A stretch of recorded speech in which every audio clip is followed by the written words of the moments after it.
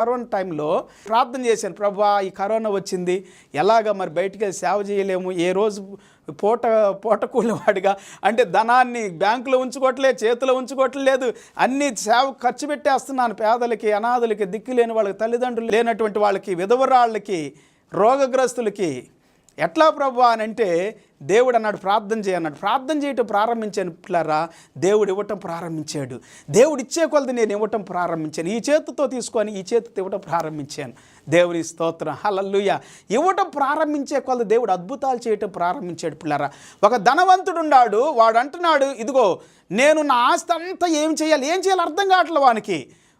పాత అన్నీ కోలగొట్టేసేస్తాను, కొత్త కొట్లు కట్టుకుంటాను, దాంట్లో ధనాన్ని సమకూర్చుకుంటాను, నా ప్రాణంతో చెబుతాను సుఖపడు అంటానని అంటున్నాడు. సుఖపడుతున్నారు చాలామంది ఆస్తిని ఉంచుకొని సుఖపడుతున్నారు పిల్లారా. ఎలాగా తినుము త్రాగుము అని అంటున్నాడు. తర్వాత ఎలా సుఖపడాలి?